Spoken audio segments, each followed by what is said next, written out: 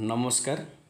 आज हम इस वीडियो में इलेक्ट्रिकल की और कुछ इम्पोर्टेंट ऑब्जेक्टिव क्वेश्चन के बारे में डिटेल में डिस्कशन करेंगे। और अगर आपको वीडियो अच्छा लगता है तो सब्सक्राइब जरूर कीजिएगा। तो देखो आज का पहला क्वेश्चन शुरू करते हैं। पहला क्वेश्चन देखो, how does a shunt contribute to range extension in an ammeter. देखो जब एक एमीटर की रेंज एक्सटेंशन करना होता है तब हम सॉन्ट का यूज करते हैं। तो एक सॉन्ट कैसे एक एमीटर का रेंज को एक्सटेंशन करता है, तो इधर चार ऑप्शन है, इनमें से कौन सा करेक्ट होगा। देखो हम सभी जानते हैं, मान लो ये हमारा एक एमीटर है। इस एमीटर में मान लो ये मैक्सिमम 5 एम्पियर तक ही करंट को मेजर करता है, 5 एम्पियर तक ही। अगर हमें इस एमीटर से 5 एम्पियर से ज़्यादा करंट को मेजर करना होता है, जैसे एग्जांपल के लिए 6 एम्पियर या फिर 7 एम्पियर मीन्स उसका जो मैक्सिमम कैपेसिटी होता है 5 एम्पियर, उससे ज़्यादा जब हम करंट मेजर करना होता है तब हम सॉन्ट का यूज करते हैं। तो ये जो सॉन्ट यूज करते हैं उसका काम क्या होता है, ये चार ऑप्शन में से कौन सा ठीक उसका करेक्ट आंसर है। ये जो सॉन्ट होता है ये रेजिस्टेंस को इंक्रीज करता है जिससे एमीटर का रेंज एक्सटेंशन होता है, या फिर सॉन्ट वोल्टेज को कम करता है इसीलिए एमीटर की रेंज एक्सटेंशन होता है, या फिर ये जो सॉन्ट होता है ये एक्सेस करंट को बाईपास करता है जिससे एमीटर का रेंज एक्सटेंशन होता है, या फिर नॉन ऑफ दीजिए।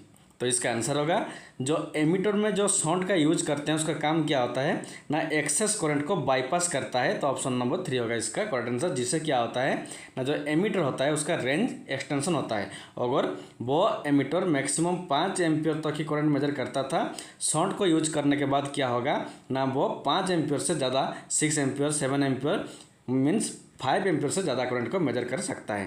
तो इसलिए इसका आंसर क्या होगा ना, जो सॉन्ट होता है एमीटर में वो एक्सेस करंट को बाईपास करता है। ऑप्शन नंबर 3 होगा इसका करेक्ट आंसर। देखो ये वाला फिगर देखो, ये है एमीटर। इस एमीटर का जब हमें रेंज को एक्सटेंशन करना होता है तो उसके पैरेलल में ये जो होता है इसको सॉन्ट कहते हैं। ये वाला फिगर देखो, ये एमीटर है, उसके पैरेलल में ये जो एस लिखा हुआ है ये होता है सॉन्ट।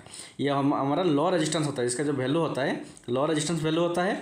और इसी से क्या होता है, इसको यूज करने से ये जो एमीटर होता है इसका रेंज एक्सटेंशन होता है। तो ऑप्शन नंबर 3 होगा इसका करेक्ट आंसर। और एक बात याद रखो, अगर हमें वोल्ट मीटर का रेंज एक्सटेंशन करना होगा, ये एमीटर था, एमीटर का जब हम रेंज एक्सटेंशन करते हैं तब हम पैरेलल में एक लो रेजिस्टेंस यूज करते हैं जिसको सॉन्ट कहते हैं। और अगर हमें वोल्ट मीटर का रेंज एक्सटेंशन करना होगा उस कंडीशन में हम क्या करते हैं ना, वोल्ट मीटर के सीरीज में एक हाई रेजिस्टेंस को यूज करते हैं जिसको मल्टीप्लायर भी कहते हैं, जिससे क्या होता है ना, वोल्ट मीटर का रेंज एक्सटेंशन होता है।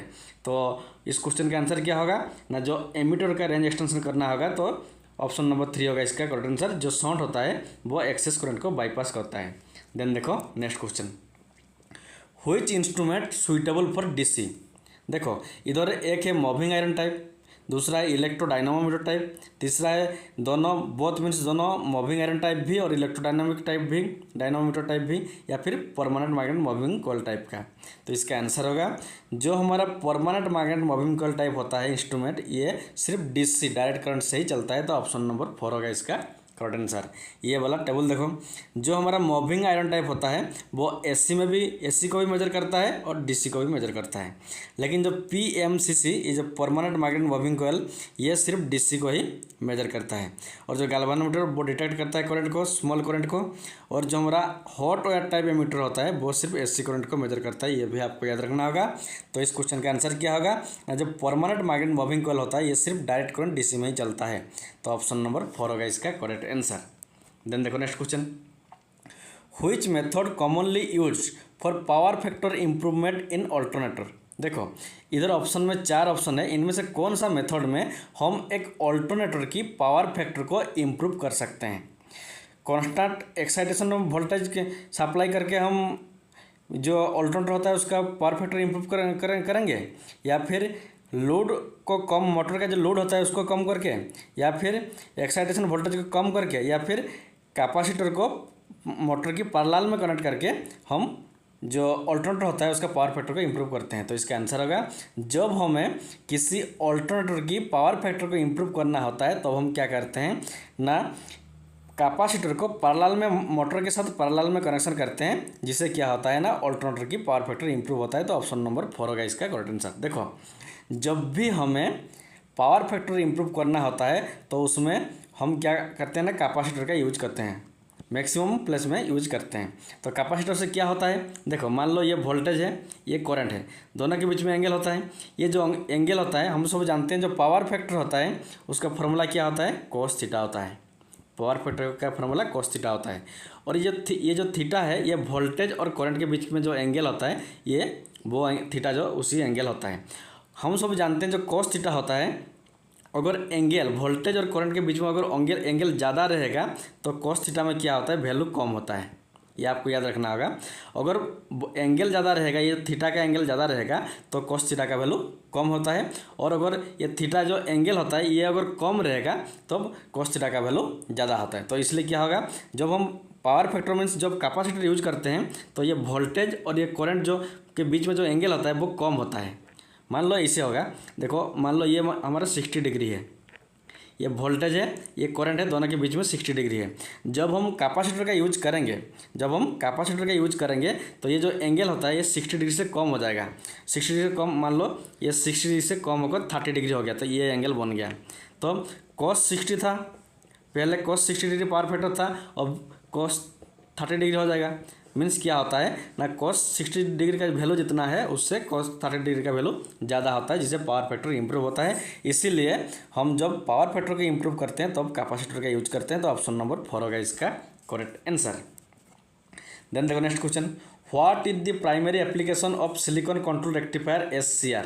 जो सिलिकॉन कंट्रोल रेक्टिफायर होता है जिसको हम SCR शॉर्ट में कहते हैं, ये 4 में से कौन सा उसका काम होता है। वो उसको जो SCR होता है उसको हम ऑप्टिकल कम्युनिकेशन में यूज करते हैं, या फिर पावर कंट्रोल AC सर्किट में जो पावर कंट्रोल होता है उसमें यूज करते हैं SCR का, या फिर डिजिटल सिग्नल का प्रोसेसिंग के लिए यूज करते हैं, या फिर ऑडियो एम्पलीफिकेशन के लिए यूज करते हैं। तो इसका आंसर होगा जो सिलिकॉन कंट्रोल रेक्टिफायर या फिर SCR होता है उसको हम AC सर्किट की पावर कंट्रोल करने के लिए यूज करते हैं। तो ऑप्शन नंबर 2 होगा इसका करेक्ट आंसर। ये वाला फिगर देखो, ये होता है हमारा सिलिकॉन कंट्रोल रेक्टिफायर। और एक बात याद रखो, जो हमारा सिलिकॉन कंट्रोल रेक्टिफायर होता है उसमें कितना टर्मिनल रहता है, 3 टर्मिनल रहता है। एक कैथोड रहता है, दूसरा एनोड रहता है, तीसरा गेट रहता है। ये आपको याद रखना होगा।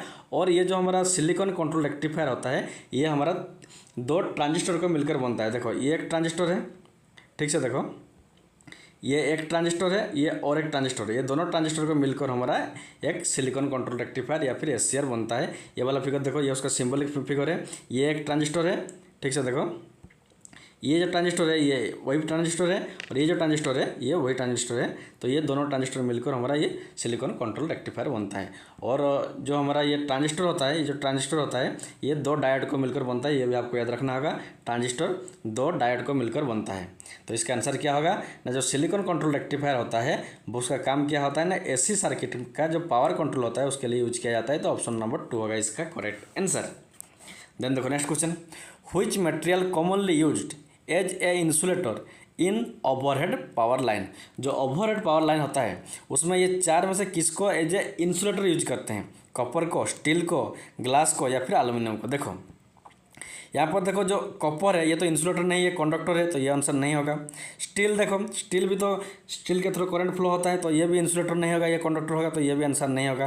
एल्युमिनियम के थ्रू भी करंट फ्लो होता है, तो ये भी कंडक्टर है, तो ये भी इंसुलेटर नहीं है, तो ये भी आंसर नहीं होगा। तो जो ग्लास होता है ये एक इंसुलेटर है, और इसी इंसुलेटर को, ये जो इंसुलेटर लिखा हुआ है, तो ये जो ग्लास इंसुलेटर होता है इसको हम ओवरहेड पावर लाइन में यूज करते हैं। ये वाला फिगर देखो, ये देखो, ये जो डिस्क है, ये ग्लास का डिस्क है, ये एज ए इंसुलेटर काम करता है। तो इसीलिए जो ओवरहेड लाइन में जो इंसुलेटर होता है वो ग्लास का होता है। ऑप्शन नंबर 3 होगा इसका करेक्ट आंसर। देन देखो next question, what is the maximum demand in A domestic service connection. देखो जो डोमेस्टिक सर्विस कनेक्शन होता है घर में जिसको यूज करते हैं हम, उसमें मैक्सिमम डिमांड किसे कहेंगे, ये 4 ऑप्शन में से किसको हम मैक्सिमम डिमांड कहेंगे। Total energy consume since the connection establish. एक घर में जब से कनेक्शन इलेक्ट्रिकल पावर का कनेक्शन लिए हैं तब से जितना एनर्जी कंज्यूम किया है उसको हम मैक्सिमम डिमांड कहेंगे। या फिर maximum voltage supply to household, या फिर जब हम मैक्सिमम वोल्टेज सप्लाई करते हैं तो अब उसको मैक्सिमम डिमांड कहेंगे। या फिर हाईएस्ट इलेक्ट्रिसिटी बिल अमाउंट, जो सबसे ज़्यादा इलेक्ट्रिक बिल आता है उसको हम मैक्सिमम डिमांड कहेंगे। या फिर स्पेसिफिक पीरियड में, मीन्स जिस टाइम में सबसे ज़्यादा पावर कंजप्शन होता है उसको।